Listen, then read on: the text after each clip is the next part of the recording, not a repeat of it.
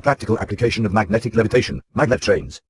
Magnetic levitation is a way of suspending an object in air without the use of mechanical support. Support is instead provided by magnetic fields. These magnetic fields reverse and or counteract both gravitational force and other counter-accelerations. Maglev overcomes the main obstacle for increasing the speed of conventional trains, that is, the existence of mechanical contacts between wheel and rail. The advantages of maglev are, it is the only high-speed ground transportation system that can operate at speeds of 500 km per hour, it has lower power consumption, less noise, more safety and more comfort. It also has higher rates of acceleration and deceleration and a better climbing capability. Two types of magnetic levitation are electromagnetic levitation and electrodynamic levitation. Electromagnetic suspension is the magnetic levitation of an object achieved by constantly altering the strength of the magnetic field produced by electromagnets using a feedback loop. For maglev trains, the electromagnets on board the vehicle are attracted upwards to the guideway, levitating the vehicle above the guideway. Electrodynamic suspension employs repulsive forces for levitation. Applying this to maglev trains, we see that when the magnets on board travel forward on the inducing coils, located on the track, the resulting induced currents flow through the coils and produce the magnetic field. The repulsive force that exists between this field and the magnet causes levitation. In order to explain the guidance, support and propulsion of a maglev train, we examine the Shanghai maglev, which uses the transrapid system.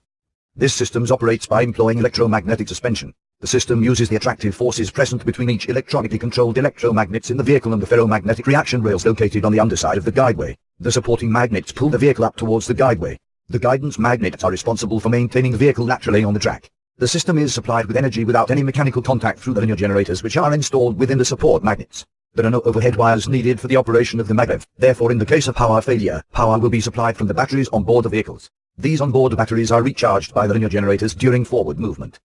For propulsion and braking, the Transrapid uses a synchronous long-stator linear motor.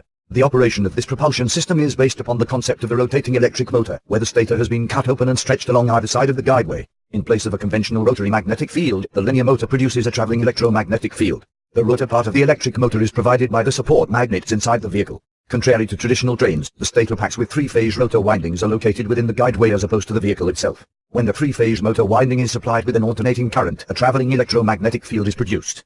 This force moves the train and it is pulled forward by the support magnets which function as the excitation part. The speed can be constantly controlled from 0 km per hour to full speed by altering the frequency of the alternating current. Braking can be achieved by reversing the force of the traveling electromagnetic field. This causes the motor to become a generator which brakes the train without the need for mechanical contact. In other words, the vehicle's magnets induce a current in the guideway, which changes the vehicle's kinetic energy into electricity, which results in the vehicle braking.